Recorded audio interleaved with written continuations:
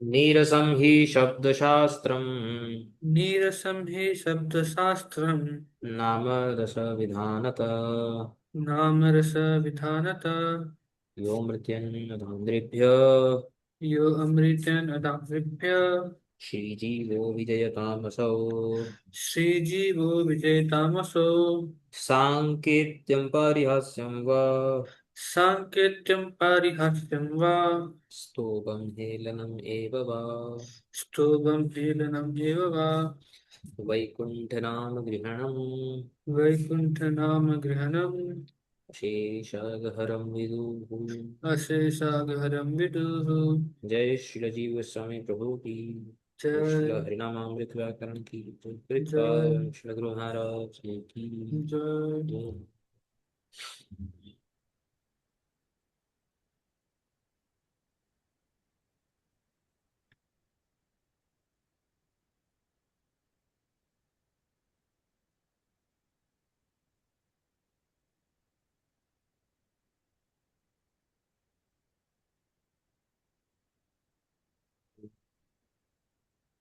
Continue करते हैं अपादान कारक। ये जितने भी सूत्र हैं, तो हमने पढ़ा अपाय आदिशु अवधि अपादान। तो जब पृथक भवनम होता है उसमें जो अवधिभूत होता है, उसमें जो स्थिर होता है, जो ध्रुव होता है, उसको अपादान संज्ञा प्राप्त होती है। और अनुक्ते अपादाने पंचमी। और अपादान कारक यदि अनुक्त हो किसी भी और प्रत्यय के द्वारा या कहीं पे से भी, तो उसको स्वादि विभक्तियों में से जो पंचमी विभक्ति है उसमें उसका विधान करके अपादान कारक को उक्त किया जाता है।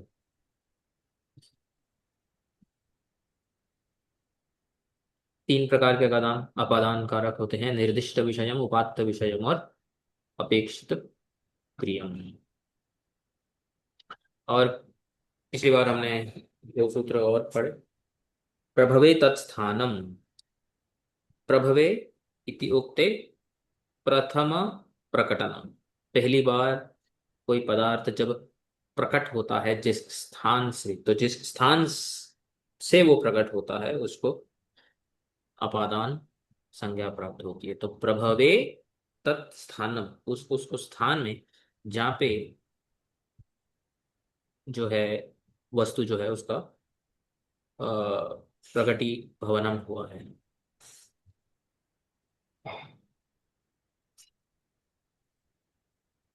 इसके भी हमने देखा था। और जितने भी सूत्र हैं भाष्यकार सबका प्रत्याख्यान करते हैं, जो भी हमने सब में देखा था, आगे भी देखेंगे। जनने प्रकृति ही, ये भी हमने पिछली बार देखा था। जनने मतलब उत्पन्नम, उत्पत्ति। तो प्रकृति यानी कारण। ठीक है। तो हमने दो प्रकार के कारण देखे थे: उपादान कारण और सहकारी कारण। तो कई वैयाकरणों का मत है कि ये हेतु मात्र है, चाहे कोई भी हेतु हो। और भाष्य कैयट प्रदीप, भाष्य कैयट और नागेश इत्यादियों का मत है कि ये केवल उपादान कारक है। बट हमने देखा कि कौमुदीकार और काशिकाकार दोनों ही पक्षों को सपोर्ट करते हैं। और अमृत टीका में भी दोनों ही पक्षों के उदाहरण दिए हैं। और प्रभव और जनन में क्या अंतर होता है? प्रभव प्रथम दर्शनम, जननम उत्पत्ति। तो ये क्योंकि ये दोनों अलग अलग है, इसलिए ये दोनों के लिए अलग अलग सूत्र बनाए हैं। हालांकि इसका भी प्रत्याख्यान भाष्य में हम देखते हैं।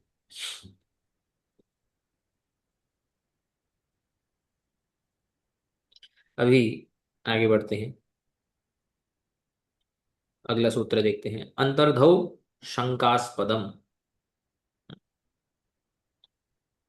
और अष्टाध्यायी में इसका सूत्र है अंतर्धौ येन अदर्शनम इच्छति।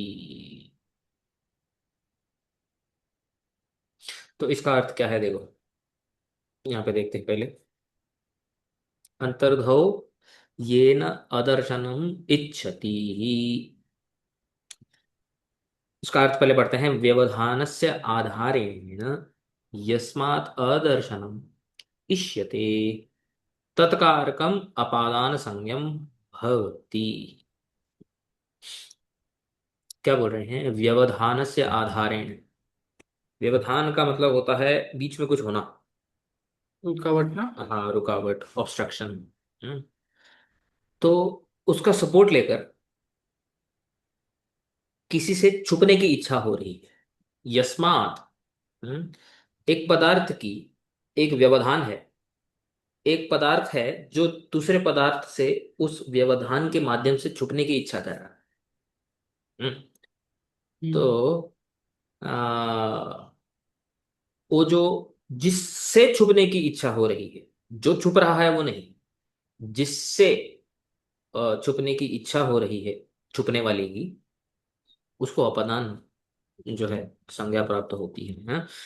तो यस्मात्, जिससे, अदर्शनम इष्यत, इष्यते, अदर्शनम मतलब छुपने की इच्छा, इच्छा हो रही है, तत्कारकम अपादान संज्ञम भवति। यथा कृष्ण मातुः निलीयते हे, श्री कृष्ण माता से हम्म, छुप छुपते हैं। तो यहाँ पे जो माता से छुपा जा रहा है श्री कृष्ण, जैसे दीवार के पीछे, या कहीं पे भी, कोई भी व्यवधान का जो है सहायता लेते हुए, तो यहाँ पे जो मात्र पदार्थ है, निलीयते इत्युक्ते अदर्शनम। ठीक है। तो मात्र पदार्थ की यहाँ पर अपादान संज्ञा होकर के उसमें पंचमी का विधान होगा। तो उसको पढ़ते हैं। यत्र कस्यचिन व्यवधानस्य सहायं स्वीकृत्य अदर्शनम भवेत् इति इच्छा विद्यते। किसी किसी व्यवधान की सहायता से, किसी व्यवधान का की सहायता को स्वीकार करके अदर्शनम भवेत् मतलब कि मैं इससे छुप जाऊं, किसी एक पदार्थ से मैं छुप जाऊं। इति इच्छा विद्यते, जब ऐसी इच्छा किसी की होती है, तत्र, ऐसी अवस्था में, यस्मात् अदर्शनम भवेत्, जिससे मैं छुपूं, तस्य अपादान संज्ञा भवति, तो उसकी अपादान संज्ञा होती है, जिससे छुपने का प्रयास हो रहा है। यथा, यदि कृष्ण माता माम न पश्येत, माता मुझे न देखे, ऐसे श्री कृष्ण की इच्छा है। इति हेतुना, इस हेतु से, भित्ते पृष्ठतः तिष्ठति, भित्ति हमने पहले भी देखा था, भित्ति यानी कि दीवार, हम्म, दीवार के पीछे खड़े हो जाते हैं। तो दीवार यहाँ पे क्या है? व्यवधान है। तर्हि तत्र कृष्ण मातुः निलीयते इति प्रयोग संभवति, इसलिए कृष्ण मातुः निलीयते ऐसा भी प्रयोग संभव हो जाता है, कि कृष्ण माता से छुप रहे। अत्र कृष्ण मात्र पदार्थात अदर्शनम इच्छति, यहाँ पे अदर्शन की इच्छा कौन कर रहा है? कृष्ण कर रहे हैं। और किस से कर रहे हैं? माता से कर रहे हैं। तो जो माता है उसको, अतः प्रकृत सूत्रेण मात्र पदार्थस्य अपादान संज्ञा भवति, इसलिए इस सूत्र से वो जो माता है उसको इस उदाहरण में अपादान संज्ञा प्राप्त होती है। ऐसे ही एक और उदाहरण देते हैं। शिष्य उपाध्यायात अंतर्धत्ते, इसका अर्थ क्या है? शिष्य जो उपाध्याय मतलब जो शिक्षक शिक्षक है हम्म। उससे अंतर्दृष्टि मतलब वही ना, छुपना या तो छुपना, गायब होना। हाँ वही, छुपना, गायब होना, अंतर्धान होना इत्यादि। हम्म निलीयते सब सेम है। तो क्यों भाग रहा है? उसने गृह कार्य नहीं किया, या फिर उसने कोई, उसको कोई दंड मिलने वाला है इत्यादि, किसी भी कारण से वो छुप रहा है शिक्षक को देखकर। ऐसा। तो यदि ऐसे इन उदाहरणों में भी यदि आप देखोगे, हम्म, तो छुपना, जब हम छुपना बोलते हैं, अंतर्धान होना बोलते हैं, तो इसमें बुद्धि में अपाय होता है कि नहीं होता है? हम्म अलग होना तो होता ही है, बुद्धि में खुद- भाव ये आता ही है, अलग होना, हाँ? तो इसीलिए इसका भी प्रत्याख्यान भाष्यकार करेंगे कि ध्रुवम अपाय अपादानम इति एव सिद्धम, उसी से ही सिद्ध हो जाता है, अलग सूत्र बनाने की आवश्यकता नहीं है। तो यहाँ पे पढ़ते हैं, अंतर्धि, अंतर्धि इति शब्दस्य अर्थ प्रकृत सूत्रे विद्यमान अंतर्धौ, कि जो अंतर्धौ है, इति शब्द अंतर्धि इत्यस्य सप्तमी एकवचनम अस्ति। तो अंतर्धि का सप्तमी एकवचन अंतर्धौ। हम्म, जब अंतर्धान होने की क्रिया होती है उसमें ऐसा अंतर्धि इत्युक्ते व्यवधानम आच्छादनम तिरोधानम, मतलब कि कोई हिंड्रेंस, कवर, छुपना इत्यादि। वृक्षः, भित्ति, गौः इति अत्यादिकस्य पदार्थस्य व्यवधानरूपेण प्रयोगं कृत्वा कश्चन माम न पश्येत्, कोई मुझे न देखे, इति इच्छा यदा क्रियते तदा सह पदार्थः अंतर्धिः इति नाम्नः ज्ञायते हे। कि किसी किसी पदार्थ का सपोर्ट लेकर, हम्म, जब किसी की इच्छा होती है कि वो मुझे ना देखे, तो जिसका सपोर्ट लिया जा रहा है उसको व्यवधान बोलते हैं, अंतर्धिः भी बोलते हैं। ठीक है। अस्याह अंतर्धेः उपस्थितौ हो, ये जब अंतर्धि जब उपस्थित होता है, यस्मात् अदर्शनम इष्यते, और जिससे छुपने की क्रिया हो रही है, इच्छा हो रही है, तस्य प्रकृत सूत्रेण अपादान संज्ञा भवति, उसका उस सूत्र से अपादान संज्ञा। हम्म। तो दलकृत्यम यानी कि इस सूत्र में जितने भी दल हैं, जितने भी पद हैं, उनको यहाँ पे क्यों रखा गया है, उनकी एक एक दल की क्या आवश्यकता है। तो अंतर्धी इति किमर्थम, अंतर्धी हम्म, के व्यवधान, यहाँ पे जो व्यवधान है ये इस सूत्र में क्यों डाला है, क्या उसके बिना नहीं चलेगा। तो बोलते हैं यदि व्यवधानम न अस्ति तर्हि प्रकृत सूत्र से प्रयोग न भवति। यदि व्यवधान अगर नहीं होगा तो प्रकृत सूत्र का प्रयोग नहीं होगा, व्यवधान की आवश्यकता है। उसका प्रत्युदाहरण देते हैं, चौराह माम न पश्येयुः, ये जितने भी चोर हैं वो मुझे न देखें। अभी कोई व्यवधान नहीं है, बस इच्छा जागृत हो रही है कि वे मुझे अ, न देखे। कोई व्यवधान सिर के पीछे, पेड़ के पीछे, दीवार के पीछे जाने की कोई इच्छा नहीं हो रही है। हम्म, तो छुपने की कोई इच्छा के साथ, मतलब कोई ये नहीं हो, बस अंदर इच्छा है कि वो मुझे न देखे। कि जब कोई व्यवधान बीच में आ जाएगा तब फिर जो है इस सूत्र का प्रयोग हो सकेगा। तो यहाँ पे कहीं पे भी अपवादान नहीं है। इति केवलम इच्छा क्रियते, परंतु तदर्थम चौरेभ्यः गुहितुम अंतर्देहे आधारः नैव स्वीक्रियते, किसी आधार का स्वीकार नहीं किया है, यानी किसी सपोर्ट का, व्यवधान का स्वीकार नहीं किया है।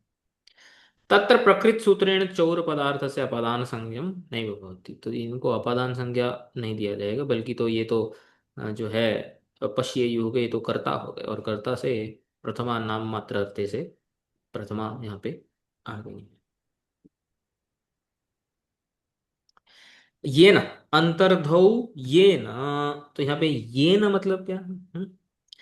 ये न इति किम, यह स्वयं भित्त्यादीनां पृष्ठतः स्थित्वा गुहति, तेन कृतस्य अदर्शनम विषये अत्र चिंतनम न अस्ति।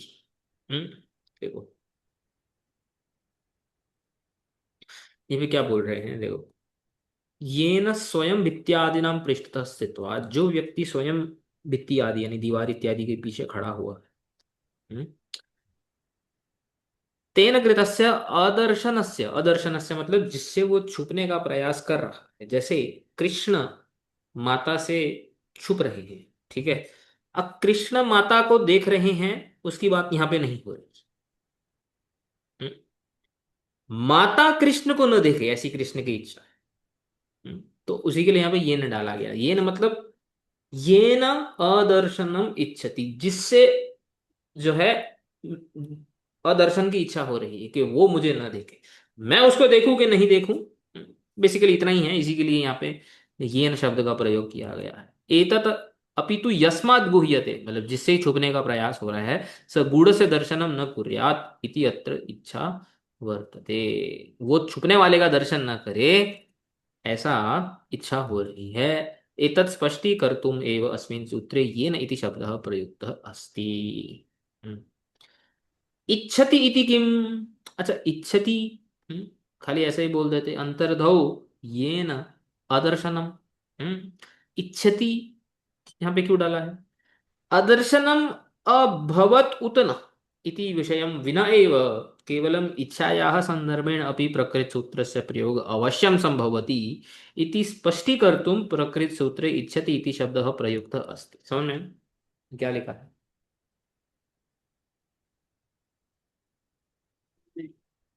हम्म।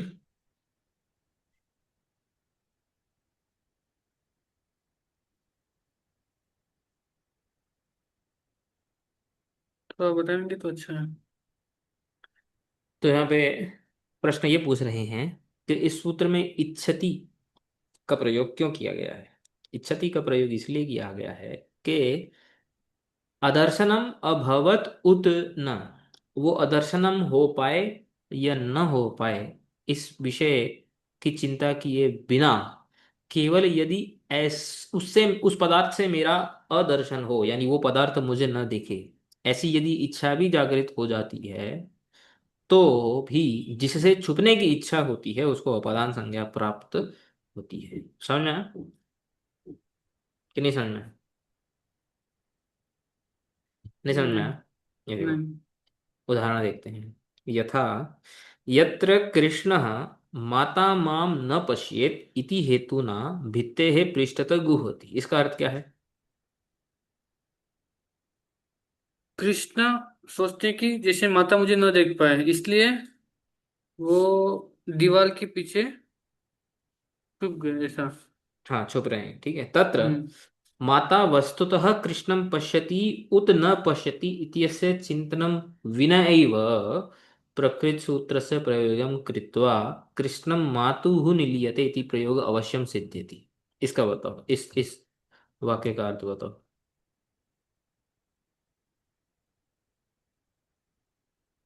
इस वाक्य का। माता वस्तुतः कृष्ण को देख पा रही है या नहीं देख पा रही है, यह उत का मतलब क्या होता है? उता। अभूत मतलब भूतकाल में है ना, कि कृष्णं पश्यति उत न पश्यति इत्यस्य चिन्तं विना एव प्रकृतसूत्रस्य भूत कहाँ पे देखा आपने? उत उत। अच्छा, उत। उत मतलब या, मतलब अच्छा। और, जैसे इंग्लिश में और होता है ना। हम्म। माता कृष्ण को देख पा रही है या तो नहीं देख पा रही है, इसका चिंतन करने, चिंता नहीं किए बगैर ये सूत्र का प्रयोग नहीं हो सकता ऐसा। नहीं हो सकता, नहीं हो सकता है। अच्छा। हम्म। चिंतनं विना एव प्रकृतसूत्रस्य प्रयोगं कृत्वा कृष्णं मातुः निलीयते इति प्रयोग अवश्यं सिद्ध्यति। ये समझ में आया कि नहीं समझ में? हाँ। क्या समझ में? वही, अगर मतलब उसकी अगर इच्छा मतलब है ना कि माता मुझे नहीं देख पाए, हम्म। ऐसी इच्छा है, इसलिए सूत्र में इसको प्रयोग किया है। तो मतलब इच्छति, इसका प्रयोग क्यों किया गया है सूत्र में? इच्छति का प्रयोग करने से क्या बताना चाहते हैं? ये तो पढ़ा अभी आपने, इसका अर्थ क्या है? माता मुझे ना देख पाए इसकी इच्छा है, मतलब हाँ, ऐसी इच्छा है। तो वास्तविकता में माता देखे या नहीं देखे उससे कोई लेना देना नहीं है, ये बोल रहे। अच्छा, कृष्ण माता को देखे या नहीं देखे उससे कोई लेना देना नहीं, लेकिन कृष्ण नहीं। कृष्ण, कृष्ण की तो बात ही नहीं हो रही है, कंफ्यूज हो रहे हो आप। इसलिए मैंने पूछा। ध्यान से सुनो। देखो, पहले बताओ, यहाँ पे येन शब्द का प्रयोग क्यों किया गया है? येन शब्द का प्रयोग आपने सुना भी, कि ध्यान था कि नहीं था? हाँ, ध्यान था प्रभु जी। तो येन शब्द का प्रयोग क्यों किया गया? जिससे छुपने की इच्छा है हम्म। वो व्यक्ति को मतलब ये बोल रहे हैं। हाँ, तो मतलब जिससे छुपने की इच्छा, जो छुप रहा है, यानी से हम्म। इस उदाहरण में कृष्ण यदि छुप रहे हैं तो कृष्ण माता को देखते हैं या नहीं देखते हैं, उसको उसको कोई चिंता नहीं करना। ठीक हम्म। है ना? हाँ। ये तो यहीं पे ही हमने इसको ये कर दिया था, समाधान कर दिया था उसका, कि कृष्ण देख रहे हैं नहीं देख रहे हैं उसका तो कोई लेना देना ही नहीं। अभी नीचे इच्छति के ऊपर बोल रहे हैं, इस सूत्र में इच्छति का प्रयोग क्यों गया है? जिससे छुपने की इच्छा हो, वो इसलिए किया गया है कि यदि यशोदा भी श्री कृष्ण को देखे या नहीं देखे उसकी भी चिंता नहीं करनी। कृष्ण यशोदा को देखें या नहीं देखें उसकी तो चिंता करनी ही नहीं है। यशोदा भी श्री कृष्ण को देखे या नहीं देखे इसकी भी चिंता किए बिना हम इस सूत्र का प्रयोग कर सकते हैं। क्योंकि कृष्ण की सिर्फ इच्छा जागृत जब तक हुई है, जब तक श्री कृष्ण में ऐसी इच्छा जागृत हुई है कि यशोदा मुझे न देखे और उससे वो जो है किसी व्यवधान के पीछे जाने का प्रयास कर रहे हैं, उससे ही इस सूत्र का प्रयोग हो सकता है। समझ में आया कि नहीं? अभी भी नहीं समझ में आया? ना ना, अभी समझ में आया। हम्म। अभी समझ में आया। अभी आया। हाँ। हम्म। तो अदर्शनम अभवत उत न, जो अदर्शनम की इच्छा हो रही है, अदर्शनम की इच्छा किसकी हो रही है? कृष्ण की। किससे हो रही है? माता से। माता माता से। से। तो वो अदर्शनम हो या ना हो, यानी कि कृष्ण ने छुपने की इच्छा की लेकिन माता ने देख लिया, हम्म। यानी कि उनका अदर्शन अदर्शन नहीं हो सका, यानी दर्शन हो गया श्री कृष्ण का, तो भी प्रकृत सूत्र का प्रयोग हो सकता है क्योंकि कम से कम इच्छा तो की है ना। हाँ। समझ में आया ना? हम्म। तो कॉमन है कि मैं चोरों से छुप रहा हूँ, चोरों से छुपने की इच्छा है मेरी। अब चोर देख लिए नहीं देख लिए मुझसे क्या लेना देना, जब इच्छा जागृत होगी तो यहाँ पे अपादान सिद्ध हो गया। वही बोल रहे हैं, समझ में आया? हाँ। तो सिंपल सेंटेंस को हमने यहाँ पे 5-7 मिनट लगा दिए, इसका मतलब ध्यान नहीं था। हम्म। तो यतः कृष्णस्य मनसि माता माम न पश्येत इति इच्छा तु अवश्यम एव वर्तते, क्योंकि कृष्ण के मन में ये जो इच्छा जागृत हुई है कि माता मुझे न देखे, ये इच्छा जागृत होने से ही इस सूत्र सूत्र का प्रयोग हम करके माता को अपादान संज्ञा देकर उसमें पंचमी का विधान कर सकते हैं। समझ में आया कि नहीं समझ में आया? हाँ, समझ में आया। तो अभी हरिनामामृत व्याकरण का जो सूत्र है, अंतर्धौ शंकास्पदम, इसको ही पढ़ते हैं। अंतर्धि व्यवधानम, वही बोल रहे हैं जो हमने यहाँ पे पढ़ा है ना। तो अंतर्धि यानी व्यवधानम, अंतर्धि व्यवधानम, तस्मिन साध्ये, यानी तस्मिन साध्ये यानी अंतर्धौ। जैसे सूत्र में लिखा है ना यहाँ पे अंतर्धौ। जब जब छुपने की क्रिया होती है, इच्छा होती है, यद अंतर्धि कर्तु शंकाया आस्पदम। अंतर्धि कर्तु मतलब जो छुपने का करता है, जो छुप रहा है, शंकाया आस्पदम, जिससे जो है वो यम दृष्टवा शंका भवती यानी त्रास भवती, यानी भय हो रहा है या जो भी ऐसा कोई भाव हो रहा है। आस्पदम, आस्पदम यानी उसका आधार है, जिससे त्रास इत्यादि हो रहा है, तद अवधिभूतम अपादान से। तो वही जो वहां पे लिखा है, यहाँ पे भी अलग शब्दों में सेम चीज ही लिखी है। तो अंतर्धौ शंकास्पदम, तो यहाँ पे लिखा है येन अदर्शनम इच्छति, तो शंकास्पदम को यहाँ पे लिखा है कि जिससे त्रास इत्यादि होने की वजह से छुपने की इच्छा हो रही है। वो अवधिभूत है और उसमें जो है उससे उसको अपदान संज्ञा प्राप्त होती है। इसमें उदाहरण देते हैं, अवैष्णवाद अंतर्धत्ते। अवैष्णवाद अंतर्धत्ते मतलब और वैष्णव से छुपने की इच्छा हो रही है सर। अवैष्णव से छुपने का प्रयास कर रहा है वैष्णव। हम्म। अवैष्णवाद अंतर्धत्ते निलीयते इति अर्थः। निलीयते मतलब छुपता है। क्यों छुपता है? हम्म। प्रोक्त उदाहरणे वैष्णवस्य अवैष्णवे अवस्थानं कथम उपपद्यते। तो वैष्णव क्यों गया?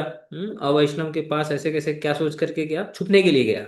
बोलते हैं इति चेत् तदुच्यते अयम अवैष्णवः यदि माम पश्येत तदा वैष्णव निंदाम श्रावयेत।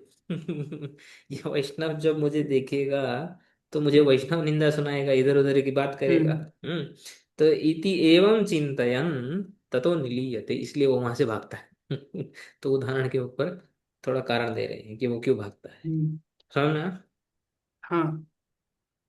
तो बालतोषणी में भी बोलते हैं यम दृष्ट्वा शंका भवति तत् शंकास्पदम, जिसको देख करके त्रास हो रहा है इत्यादि जो कुछ हो रहा है, तो वो शंकास्पदम, वो शंका का आधार है।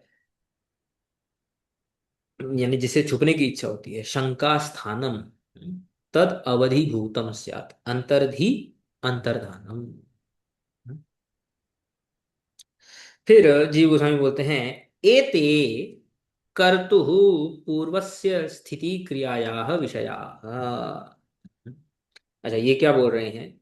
तो हमने मूल सूत्र में अपाय आदिशु अवधि जो हमने पढ़ा था यहाँ पे, ये अपाय आदिशु अवधि अपादान, तो इसमें हमने एक वाक्य देखा था जिसकी चर्चा अभी तक हमने नहीं की।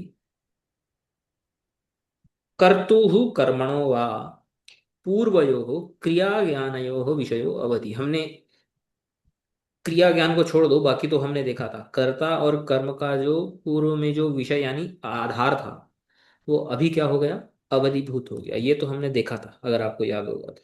हम्म। तो क्रिया ज्ञान का क्या अर्थ है, वो अभी बता रहे हैं। क्रिया ज्ञान, यहाँ पे क्रिया ज्ञान इत्यादि का प्रयोग क्यों किया गया है? बोल रहे हैं एते। एते मतलब अभी तक हमने जितने भी उदाहरण देखे हैं चार सूत्रों में, चार सूत्रों में मतलब यहाँ से उदाहरण शुरू होते हैं, उसमें कोई उदाहरण नहीं दिया था ये वाले सूत्र में।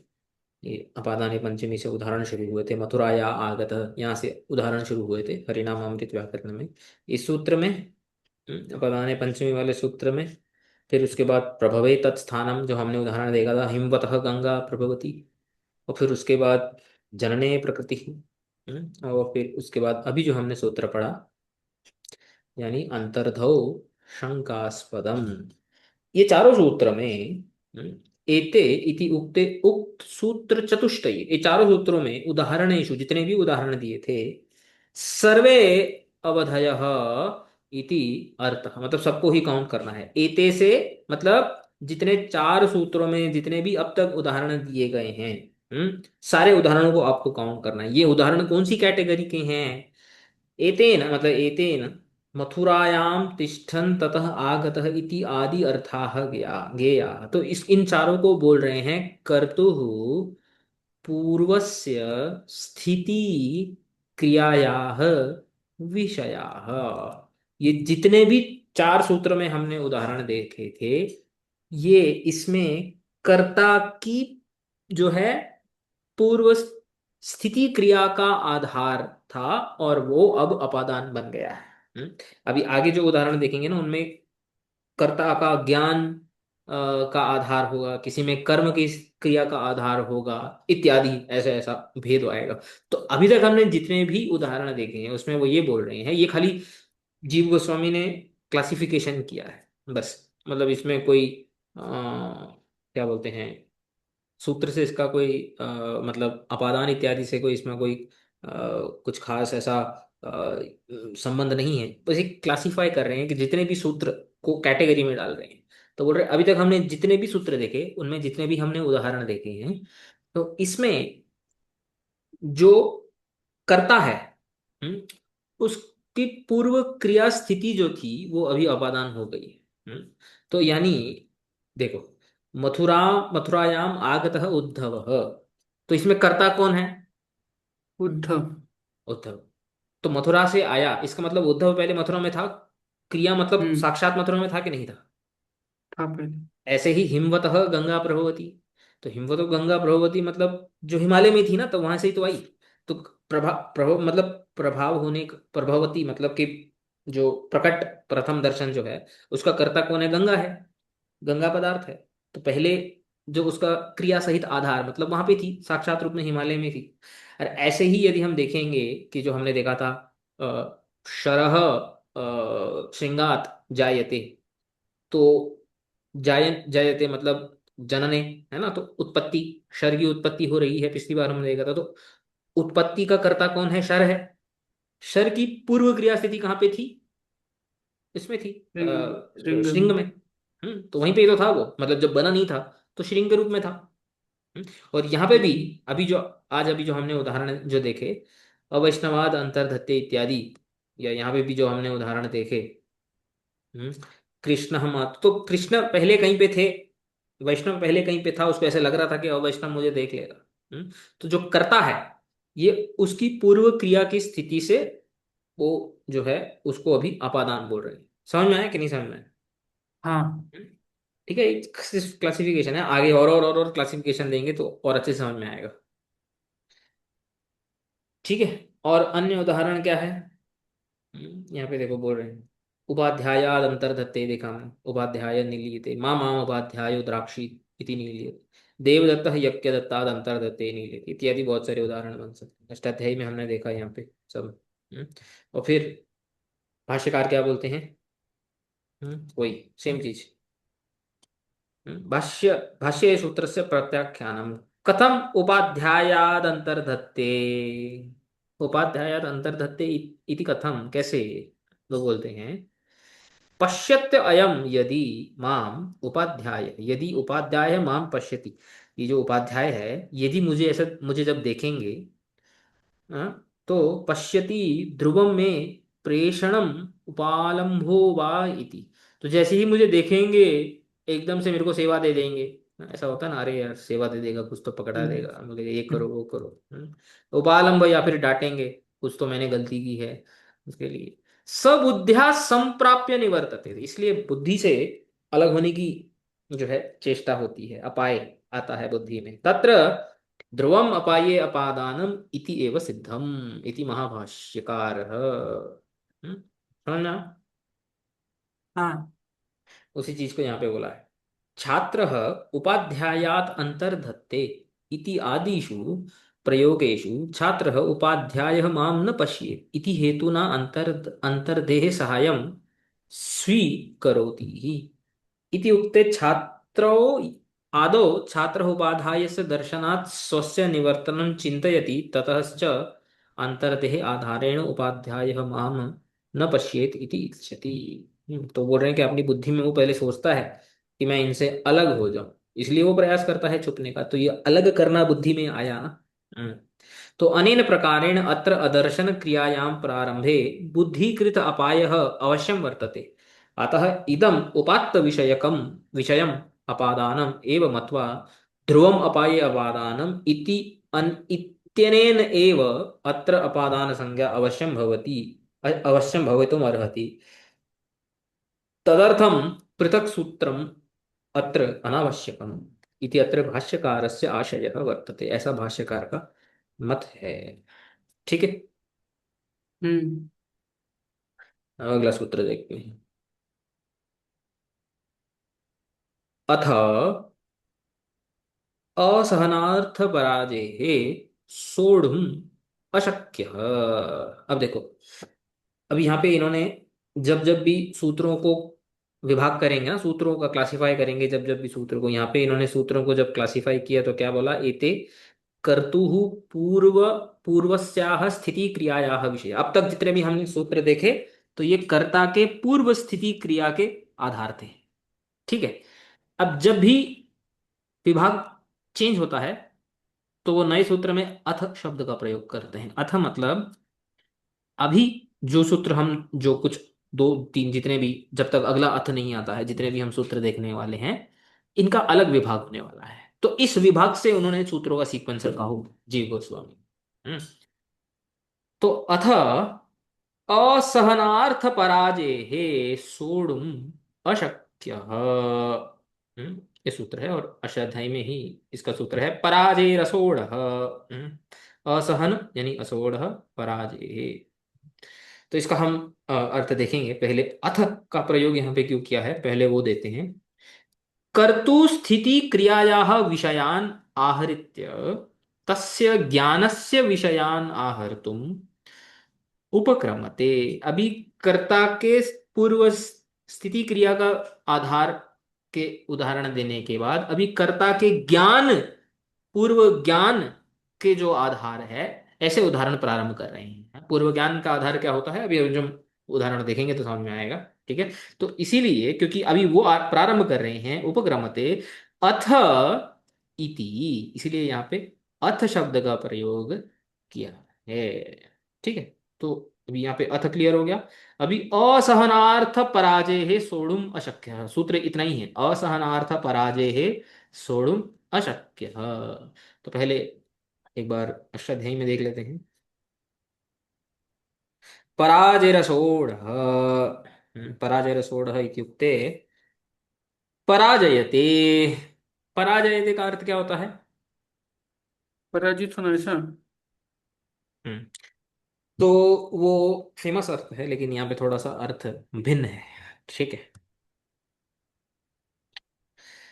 यहाँ पे अर्थ है ग्लायति, त्रस्त भवति ही, न सहते इत्यस्य प्रयोगे यह असह्य पदार्थः तत्कारकम अपादान संज्ञम भवति ही। पहले तो परा पराजय, पराजयति, पराजयते, ये जो यहाँ पे प्रयोग किया गया है, हम्म, पराजय है, पहले इसको समझते हैं तब फिर सूत्र समझ में आएगा। तो धातु पाठ में देखते हैं जी धातु, परा अ, उपसर्ग के साथ जी धातु का जो है लगता है, जी धातु का उपसर्ग के साथ यहाँ पे प्रयोग किया गया है। तो धातु पाठ में हम देखते हैं जी धातु। यहाँ पे जब आप जी धातु देखेंगे तो आपको मुख्य रूप से दो धातु मिलेंगे। हम्म, ये तो अलग है भाषा, इसको छोड़ दो। ये दो धातु को देखो। तो यहाँ पे जी जय और जी अभिभवे, हम्म, मुख्य रूप से ये दो हम्म, धातु हैं, जी जय और जी अभिभवे। ठीक है। ये अकर्मक धातु है और ये द्विकर्मक, तो याद रखना जो द्विकर्मक धातु होगा वो सकर्मक होगा। ठीक है ना, सकर्मक धातु ही द्विकर्मक होते हैं, अकर्मक धातु कभी द्विकर्मक नहीं होते।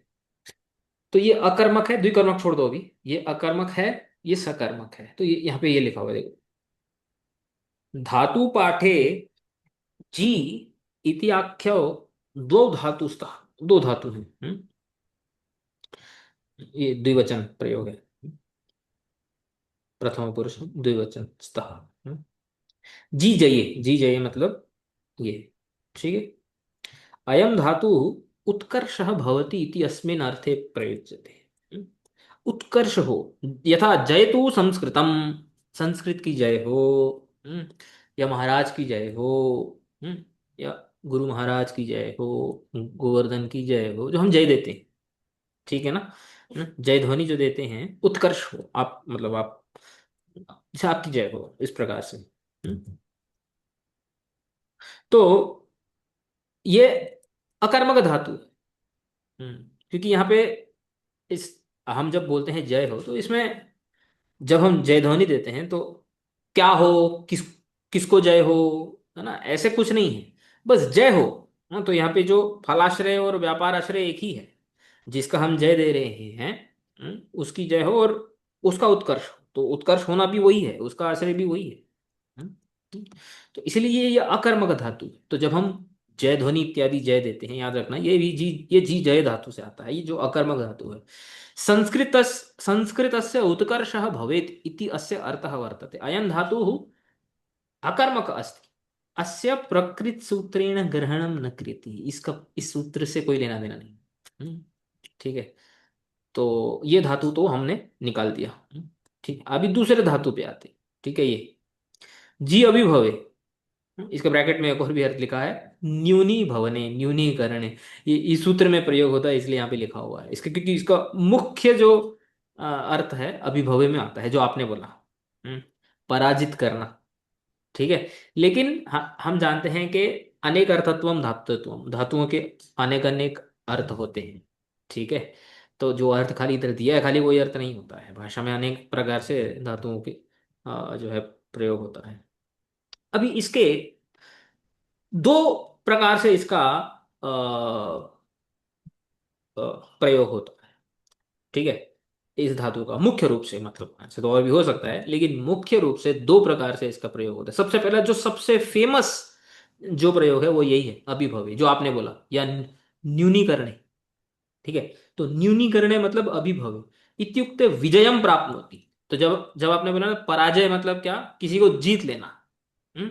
जब हम बोलते हैं किसी को जीत लेना, तो यहाँ पे कर्म आ गया ना, जैसे कि राम रावणम जयति, राम ने रावण को, यहाँ पे आ गया कर्म, आ गया रावणम। यहाँ पे आप कर्म नहीं डाल सकते, जय तु संस्कृत मतलब यहाँ पे आप बीच में कुछ ऐसा कोई क्या, किसको, ऐसा नहीं डाल सकते आप। आकांक्षा करके भी देखेंगे तो आपको ऐसा कोई उत्तर ऐसा दिखाई देता हुआ मिलेगा नहीं।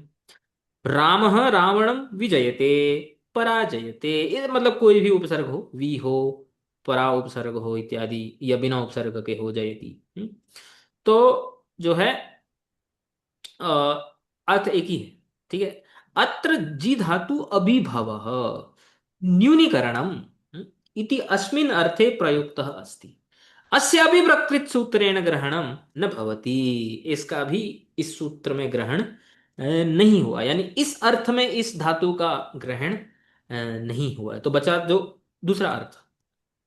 दूसरा अर्थ क्या है इसका?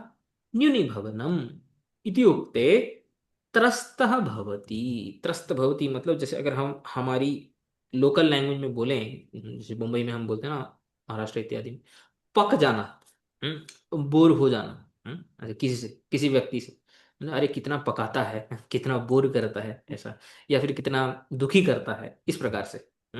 सोढ़ुम न शक्नोति, त्रस्यति, दूरे गच्छति, अस्मिन् अर्थे अयं धातुः परा इति उपसर्गेण सह एव प्रयुज्यते, ये इस अर्थ में परा के साथ ही इसका प्रयोग होता है। यहाँ पे परा के साथ हो सकता है, वी के साथ हो सकता है, बिना परा या वी, केवल धातु का प्रयोग है, लेकिन इस अर्थ में, न्यूनी भवन अर्थ में, जो है परा के साथ ही इसका प्रयोग होता है। तथा च तस्मिन, इसलिए यहाँ पे पराजय हे लिखा है।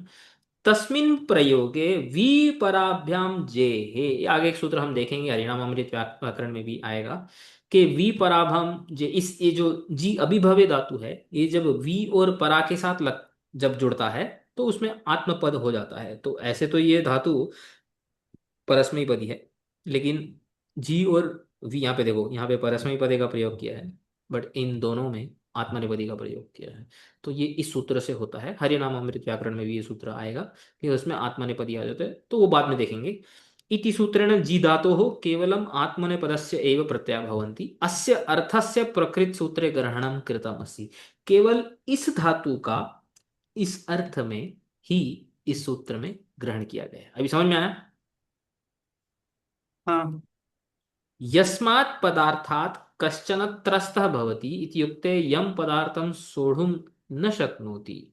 सोढुम मतलब सहन नहीं कर पा रहा हूँ। मतलब ऐसे बोलते हैं ना कि ये कैसा व्यक्ति है, मैं तो इसको सहन नहीं कर पा रहा हूँ, ऐसे बोल, किसी से पक जाना या तंग करके रखा हुआ है इसने, ऐसा जब भाव हम्म। होता है, तो पराजयते का प्रयोग, और ये अकर्मक है।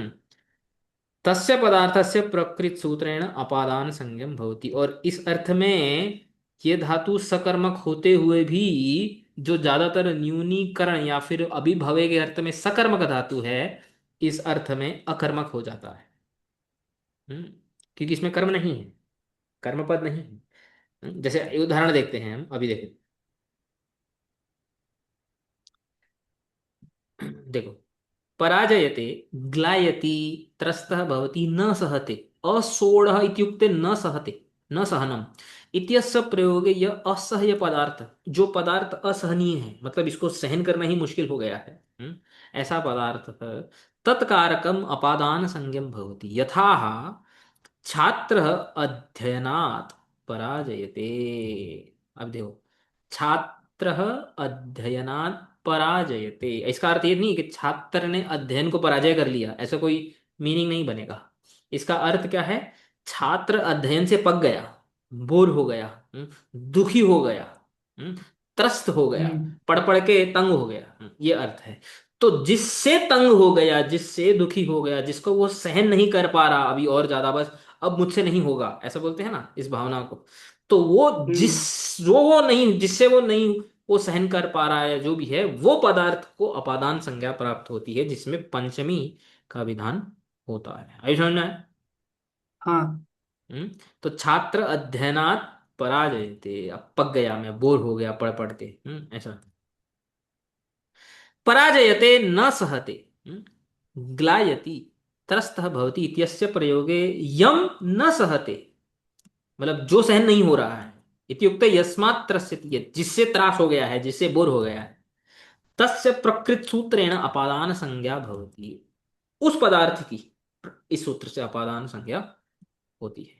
यथा छात्र अध्ययनात् पराजयते, अत्र छात्रः अध्ययन सोढुम् अशक्तः अस्ति। सोढुम् अशक्तः मतलब सहनम अशक्तः, अब और सहन नहीं कर पा रहा अध्ययन को, बस हो गया अभी। इति अर्थः वर्तते इति उक्ते अत्र अध्ययनम इति असह्य पदार्थ अस्ति। ये जो अध्ययन है ये असहनीय पदार्थ है, अब और नहीं हो पा रहा। तो जो असहनीय है, हम्म, जिससे त्रस्त हो, जो जिससे त्रस्त होने की क्रिया हो रही है, उसको अपादान संज्ञा प्राप्त होगी। अतः अस्य पदार्थस्य प्रकृत सूत्रेण अपादान संज्ञा भवति। एवमेव रावणः रामात् पराजयते। अब देखो, अब दो उदाहरण देखो। हम्म पहले क्या था? रामः रावणं पराजयते, उसका अर्थ क्या था? राम ने रावण को जीत लिया। तो उसका जी अभिभवे का अभिभवे अर्थ था न्यूनीकरणम। हम्म ठीक है ना, जीत लेना। अब यहां पे रावण, यहां पे रामम नहीं आया है, यहां पे कर्म नहीं है। रामात पराजयते, रावण राम से तंग हो गया है, मतलब राम ने रावण की नाक में दम कर दिया, सिंपल भाषा में। मतलब वो तो उससे सोचा था कि मैं सीता को ले जाऊंगा, हाँ मेरा कुछ नहीं कर पाएगा। वो तो जो है वानर सेना इत्यादि ले लेकर यहाँ पे हमारी लंका के अंदर घुस गए। और हनुमान इत्यादि को भेज भेजकर जो है नाक में दम करके रखा हुआ है इसने, तो छोड़ ही नहीं रहा है। तो रावण राम से तंग आ गया। इसका ये अर्थ है, समझ में आया कि नहीं? हाँ तो इस अर्थ में जो है पराजय, हम्म, इस सूत्र में पराजय का इस अर्थ में प्रयोग हुआ है। इत्युक्ते रावण रामम सोढ़ुम न शक्नोति, उसको सहन नहीं कर पा रहा है राम को। इति अर्थ सिद्ध्यति ही। ठीक है, क्लियर? हाँ यहाँ पे अब ये देखते हैं, असहनम अर्थः यस्य तादृश पराजये प्रयोगे सोढ़ुम अशक्य अवधिभूतम अपादानम स्यात्। तो वही चीज बोली है, थोड़ा सा घुमा के बोला है। ठीक है, असहनम अर्थ हो यस्य तादृश पराजय प्रयोगे, ऐसा पराजय जिसका असहन अर्थ है, यानी वही जो हमने देखा। अभिभवे अर्थ नहीं है जिसका, न्यूनी भवनम अर्थ है। ऐसा अर्थ जिसका है, यहाँ पे जो हमने देखा था न्यूनी भवनम, तो ऐसे वाले अर्थ के पराजय, इस पराजय के प्रयोग में सोढ़ुम अशक्य है, मतलब सहन करने में जो अशक्य है, जो सहन नहीं हो पा रहा है, अवधिभूतम अपादानम संज्ञम। समझ में आ गया? हाँ तो यहां पे देखो, ये भी बोल रहे हैं पराजयते इति विपराभ्याम जे है इति अनेन आत्मनेपदम वक्ष्यते। तो इसमें आत्मनेपदम का प्रयोग होगा, वो आगे बताया जाएगा। तो जो यहाँ पे लिखा हुआ था विपराभ्याम जे, ये ऐसा सूत्र यहाँ पे भी है, विपराभ्याम जे है। ठीक है, तो वो आगे बताया जाएगा। इसलिए जीव गोस्वामी सेम जो राम और रावण का एग्जाम्पल वहां पे दिया था, यहाँ पे कृष्ण और कंस का एग्जाम्पल लेते हैं। कंस कृष्णात पराजयते, कंस कृष्ण से दुखी आ गया। जितने भी राक्षस भेजता है कृष्ण मार देते हैं। बाल कृष्ण का वो वध नहीं कर पा रहे हैं। सोच सोच के अब श्री कृष्ण असहन हो गए कंस के लिए। ऐसा अर्थ है। तम सोढ़ुम न शक्नोति, तम सहनम न शक्नोति इति अर्थ। न इह व्यावृत्तिम दर्शयति। व्यावृत्तिम, व्यावृत्तिम का अर्थ क्या होता है? मतलब ये सूत्र जहां पे प्रयोग नहीं होगा वो बता रहे हैं। तो व्यावृत्ति मतलब जिसको नहीं, यहाँ पे प्रयोग नहीं करना है, उसको भी बता रहे हैं। कृष्ण कंसम पराजयते, ये वही था। राम रावणम पराजयते, कृष्ण ने कंस को जीत लिया या राम ने रावण को जीत लिया, ये नहीं, इसकी बात नहीं हो रही। ये तो सकर्मक हो गया, ये अर्थ अलग हो गया। यानी कि जीत लेना उसको, उसको हरा देना। ये हरा देना ऐसे अर्थ में नहीं है, सहन न कर पाना। तो इसलिए यहाँ पे अभिभवती इति अर्थ है। जहां पे अभिभवे ये अर्थ होता है इस धातु का, न इह, उसमें ये सूत्र नहीं लगेगा। व्यावृत्तिम दर्शयति न इह इति।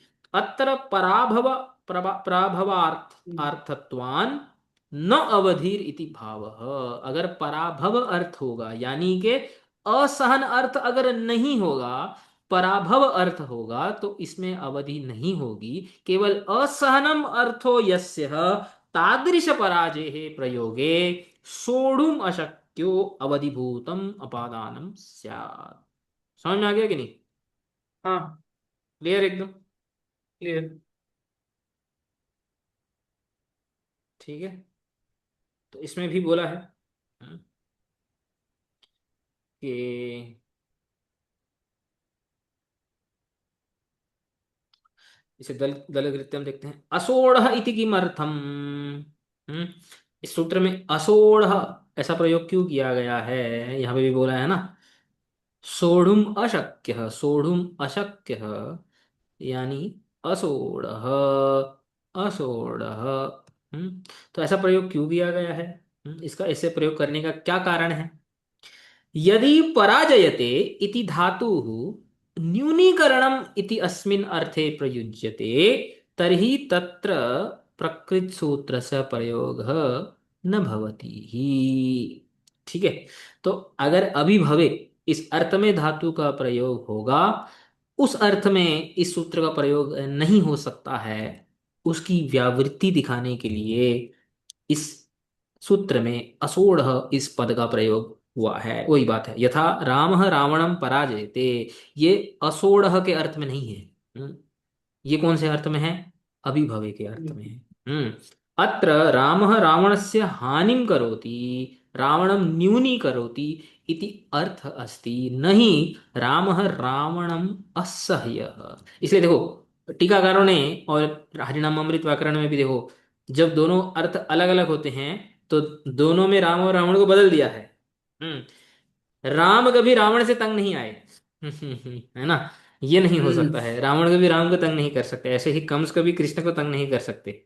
हम्म और रावण कभी राम को पराजित नहीं कर सकते। इसलिए राम रावणम पराजयते, और जब ये बोलेंगे असोढ़ के अर्थ में बोलेंगे तो रावण रामात पराजयते। तो वैसे आएगा, रावण तंग हो गया। तो भगवान को कभी कोई तंग नहीं कर सकता है। तो टीकाकारों ने भी बड़े अच्छे से इसका उदाहरण यहाँ पे दिया है। हम्म, न ही राम रावणम असह्य तस्मात् दूरे गच्छति इति। इस ऐसा अगर बोलेंगे तो ऐसा नहीं होगा, राम रावणम पराजयते, ऐसा नहीं। अतः अत्र प्रकृत सूत्र से प्रयोगे न भवति। ठीक है। तो जो है उसमें अ, व्यावृत्ति करने के लिए ऐसा उन्होंने असोढ़ ऐसा प्रयोग किया है। तो यहाँ पे भी सोढ़ुम अशक्य असहनार्थ पराजय है। यहाँ पे दोनों दोनों भी बोला है, असहनार्थ पराजय, यहाँ पे असहन भी का भी प्रयोग किया है। सोढ़ुम अशक्य, जिससे जिसको सहन नहीं कर पा रहे उसकी अपादान संज्ञा होगी। ठीक, तो यहाँ पे दो बार बोला है असहनार्थ पराजय में, जिसको सहन नहीं कर पा रहे उसकी अपादान संज्ञा होती है। अंत में भाष्यकार क्या करते हैं? वही करते हैं जो वो हर बार करते हैं। भाष्ये सूत्रस्य प्रत्याख्यानम् कथम अध्ययनात् पराजयते इति। य एष मनुष्यः प्रेक्षापूर्वकारी भवति स पश्यति दुःखम अध्ययनम दुर्धरम च। जो प्रेक्षाकारी मतलब यहाँ पे जो पढ़ना नहीं चाहता है उसकी बात कर रहे हैं। मतलब इस बात को अच्छा नहीं बोल रहे हैं, बट जो पढ़ना नहीं चाहता है, जिसकी पढ़ने की इच्छा नहीं है, फिर वो सोचेगा अरे वो बोलेगा सब पश्यति दुखम अध्ययनम, अरे अध्ययन करना कितना जो है कष्टमय है। दुर्धर्म च, कितना डिफिकल्ट भी है। गुरवश्च दुरुपचारा, अरे गुरु भी जो है गाली दे देते हैं, दुरुपचार करते हैं, ऐसा करते हैं। सबुद्ध्या संप्राप्य निवर्तते, ऐसी बुद्धि से वो क्या करता है, बुद्धि से वो अलग होने का प्रयास करता है। हम्म तो वो तंग आ जाना, जब हम तंग आ जाना ऐसा बोलते हैं, बोर हो जाना या कुछ हो जाना, तो बुद्धि में अपाय हुआ ना, मतलब मैं सहन नहीं कर पा रहा, यानी बुद्धि में मेरे को इससे अलग होना है, इससे दूर होना है, तो वो जो अपाय बुद्धि में आया, इसलिए वो बोलते हैं तत्र ध्रुवम अपाये अपादानम इति एव सिद्धम। वही बात है। अनेन प्रकारेण अध्ययनतस्तः भवति तस्य बुद्धि ही अपि ही अध्ययनात् अवश्यम निवर्तते, बुद्धि से निवर्तन हो रहा है, बुद्धि से दूर होने का प्रयास हो रहा है। अनेन प्रकारेण यद्यपि अत्र साक्षात् अपायः न अस्ति तथापि अत्र बुद्धिकृत अपाय अवश्यमेव वर्तते। अतः इदम् उपात्त विषयम् अपादानम् एव। अतः ध्रुवम् अपाये अपादानम् इति अनेन एव अत्र अपादान संज्ञा अवश्यं भवितुम् अर्हति। अतः पृथक् सूत्रम् अत्र अनावश्यकम् इति भाष्यकारस्य मतः। ठीक हो गया। हाँ। ठीक है, तो आज हमने दो सूत्र पढ़े। हम्म, कौन से? अंतर्धौ शंकास्पदम, जिसे छुपने का प्रयास होता है। हम्म, और पराजय सोढ़, असहनार्थ पराजय सोढ़ुम अशक्य। असहन अर्थ वाले पराजय के प्रयोग में जो सहन नहीं होता उसको अपादान संज्ञा प्राप्त होती है। ठीक। तो आज के लिए यहीं पे ही विराम देते हैं। अगले सूत्रों को हम अगली बार से कंटिन्यू करेंगे। वाञ्छा कल्पतरुश्च कृपा सिन्धु एव च अच्छा। पतितानां पावनेभ्यो हाँ, वैष्णवेभ्यो नमो नमः।